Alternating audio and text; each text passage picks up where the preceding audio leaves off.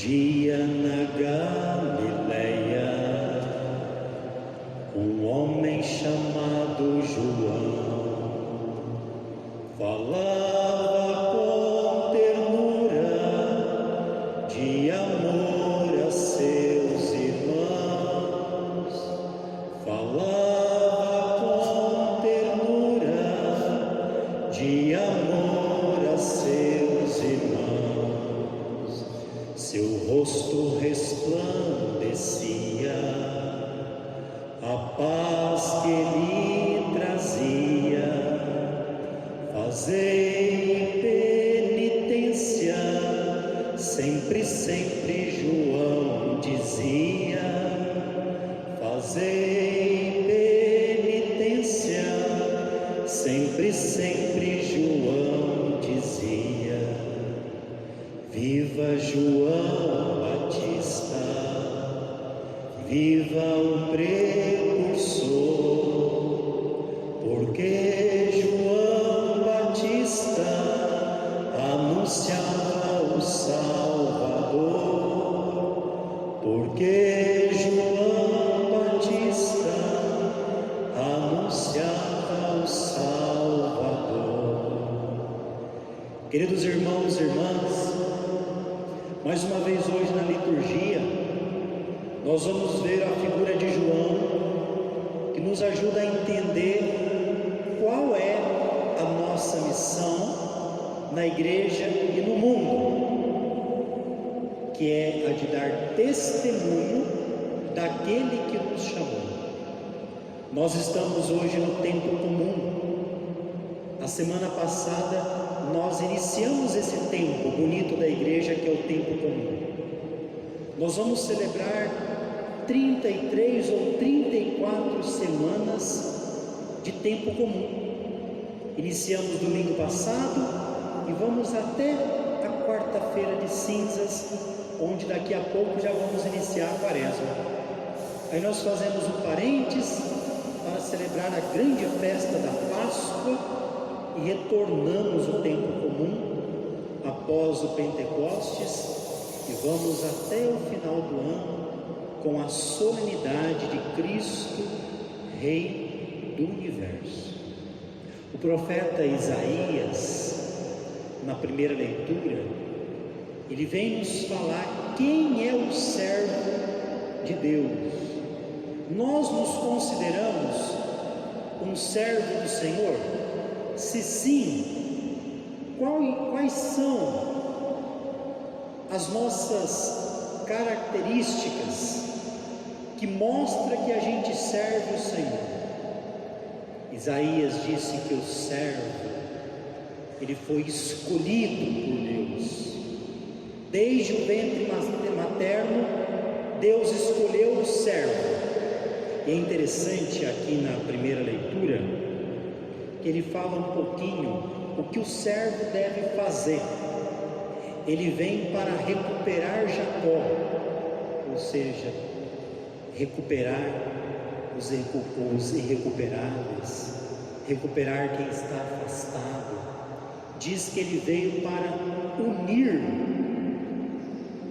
Será que nós somos servos que unem as pessoas? Hoje na sociedade cada vez mais fragmentada, a gente consegue unir pessoas tão díspares. Ele diz que essa é a missão do servo: unir, reconciliar, ajudar o outro a se encontrar com Deus. E aí ele dá um passo maior. Olha, não basta ser servo, porque às vezes tem gente que serve muito bem até na igreja, ou na igreja serve muito bem, mas em casa faz um papelão, cheio de palavrão, trata as pessoas como se nem tivesse vindo na igreja, ou aquele servo que sabe servir às vezes de modo esplêndido, mas não passa disso. Tem uma intimidade com Deus, ou melhor, nem pode ser intimidade, né? Tem uma relação com Deus de servo e patrão. É mais um servo escravo Porque, como vai dizer um dos evangelhos, vocês devem ser meus amigos, porque o amigo sabe a vontade do Senhor. Por isso que ele diz na primeira leitura: você deve se tornar luz das nações. Você deve ser uma pessoa que ilumine, para que a salvação que eu anuncio, a salvação que você comunga, a salvação que você escuta na palavra, você deve, como luz, fazer que ela chegue em todos os ambientes onde você está. Porque lá onde você está, na sua família, no seu trabalho, no seu lugar de lazer, é lá que eu te coloquei para você ser uma luz. Talvez hoje você acenda um pouquinho, mas com a força de Deus, amanhã você acenda um pouco mais e ajude as pessoas que estão nas trevas, através de você, a descobrir essa luz, ou a se libertar das trevas. A partir desse segundo domingo do tempo comum, nós vamos começar a ouvir na segunda leitura a carta de São Paulo aos Coríntios, e nós vamos ouvir essa carta até mais ou menos o 8º domingo do tempo comum. A comunidade, a cidade de Corinto, é uma igreja muito importante, porém uma igreja cheia de desafios. Você já imaginou uma igreja cheia de desafios? Naquela época, Corinto é uma das maiores metrópoles da época, em torno de 500.000 habitantes. Só que Corinto tem uma característica, é uma cidade portuária. E no porto de Corinto desembarca e passa todo tipo de gente. Tem homens que vêm de navios, que ficam no mar há meses e encontram no porto de Corinto o lugar para a sua libertinagem, para a prostituição. Como Corinto é uma metrópole, tem toda a religião que você imagina. É um politeísmo exagerado. É culto de deuses para lá e para cá. Corinto é uma cidade que tem muitos escravos.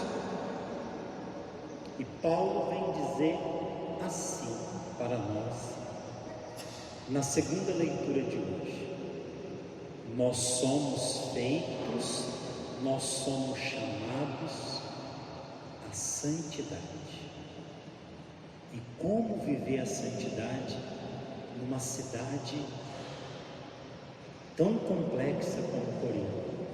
Mas nós sabemos que não é diferente das nossas cidades de hoje. Qual cidade de hoje, qual cultura de hoje, qual mídia de hoje não tem todas essas tentações e um pouco mais? E aí nós nos perguntamos: eu sou esse servo que consegue, com o meu batismo, com aquilo que eu recebo, em meio a tantas tentações? Você vai sair da igreja aqui e vai ser tentado.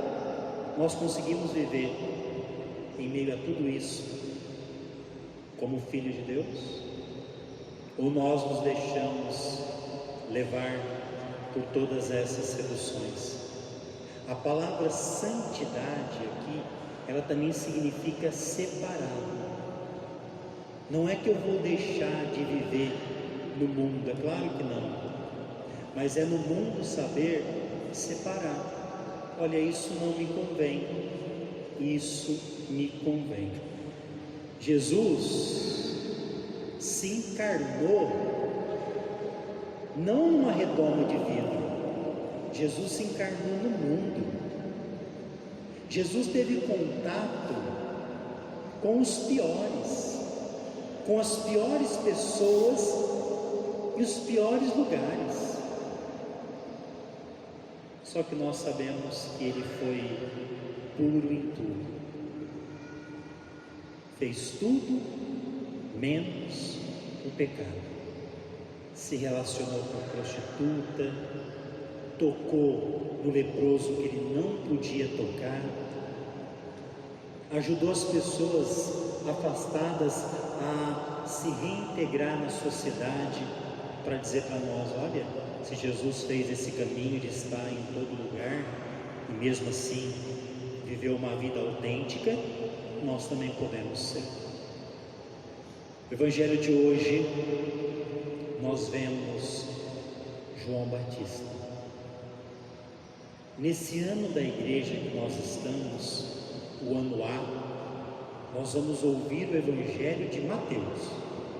Porém hoje, em alguns domingos, também vamos inserindo o Evangelho de São João. Nos Evangelhos sinóticos, Marcos, Mateus e Lucas, eles falam de João como precursor de Jesus. O Evangelho de João, evangelista, ele frisa esta palavra, testemunho. Ele repete ela no Evangelho várias vezes. João diz: eu vim para dar testemunho, eu vi e dou testemunho dele, eu quero continuar seguindo ele e dando testemunho dele, não de mim. Hoje João começa apontando: eis o Cordeiro de Deus, que tira o pecado do mundo. Na missa nós fazemos essa invocação 3 vezes, como se fosse um ato penitencial. Cordeiro de Deus que tira o pecado do mundo. O padre também, depois de levar a hóstia, ele apresenta: eis o Cordeiro de Deus que tira o pecado do mundo. Então, quando você rezar essa oração, meu irmão, reze ela sempre no singular, que tira o pecado, e não no plural, os pecados. João poderia ter dito muita coisa de Jesus. Ele poderia ter apontado e disse assim: eis ali o Messias, eis ali o bom pastor. Mas por que João aponta e diz: eis o Cordeiro? Porque o Cordeiro, na história de Israel, é um animal pacífico, é um animal manso. Mas lá na Páscoa do Egito, ele foi também com seu sangue ungida as portas das casas dos hebreus, para que quando o anjo exterminador passasse, não destruísse as casas que foram marcadas com o sangue do Cordeiro. O Cordeiro também pode ser o outro animal oferecido em sacrifício para expiar os pecados. O sacerdote da antiga aliança, ele imolava o cordeiro em expiação pelo pecado do povo e o seu.